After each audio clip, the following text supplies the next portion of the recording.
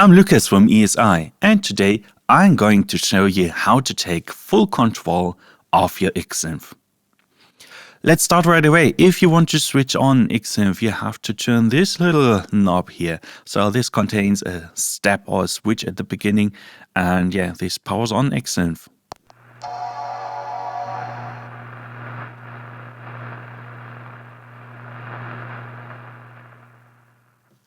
Okay, yeah, never mind, it just controls volume and switches Xsynth on. Okay, in order to start controlling the Xsynth, we should go with an init patch. This is created by pressing global and then enter. And then you have a very simple setting which allows you to create a sound from scratch. Just press one key to hear a note. Who would have thought it would be that easy? Okay, then we decide on which module we want to edit. And for this, we just press the button. I will go for the envelope. And just by pressing the button, the corresponding page is shown. And if I want to access envelope 2 and 3, I just press the envelope button several times. And in order to access further functions, you can use the page right and the page left button. Okay, the most important things on the Xsynth are the display parameters encoders. So these always control the values on screen, and they are mapped either from left to right or from top to bottom. And just turn one of them to edit a value.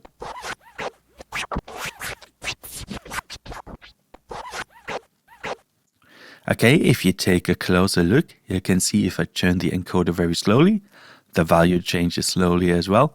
And if I make a sudden movement, the value changes much bigger. So this is called encoder acceleration. And these encoders are not only used to change numerical values, you can also change switches. For example, in the settings of Xsynth, you have the local on-off switch. If you want to turn it off, you just turn the encoder counterclockwise to switch it off and clockwise to switch it on. And as you can see here, the encoders are mapped from top to bottom on the Xsynth. And in the upper right corner, we have the patch select knob. Just turn it a tiny bit to show the currently selected patch, and turn it a bit more to switch to the next patch. If the Xsynth asks you if you want to save your changes or not, you just press cancel and then you are free to go. The more you turn the encoder, the more great sounds you can get from the Xsynth. And yeah, while this patch select page is active, you can also use the page left and right buttons to select more patches. Okay, back to business. Let's get to the buttons on the left-hand side of the Xsynth. So we have the up and glide buttons, for example. These call up the corresponding page, and they also act as a switch for on and off and vice versa. So when I press the up button, the arpeggiator is activated and also switched on.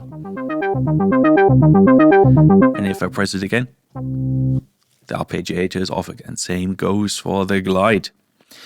And yeah, if you want to shift the octave of the Xsynth to the left or to the right, you have the octave switch button. If you press it on the left half, the octave goes downwards. And if you press it on the right hand side, the octave goes upwards. And if the octave button is not lit, it means that it is in the 0 setting. Next is the hold button. This basically works like a sustain pedal. And then we have the modulation button. So this is pressure sensitive and resembles the mod wheel. So the more you press it, the higher the modulation value gets. And same goes for the pitch bend. So this is a combination of the pressure sensors from the modulation button and the octave button, which is split in two halves. So these are two halves, and these are pressure sensitive each. And you can go downwards, upwards, as you like. Isn't it cruel when those poor little notes get disharmonized through suppression?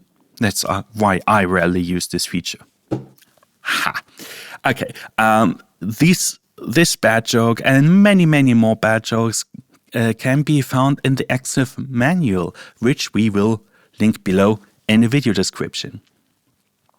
So this manual is written for beginners and pros alike. And even if you do not plan to get an Xsynth, it is definitely worth reading because, it contains a lot of Easter eggs and it is written for beginners and pros alike, and it has very interesting explanations on the very basics of audio synthesis. Okay, so that's enough for the general controls of the Xsynth. Thanks for watching. See you in the next video. Bye.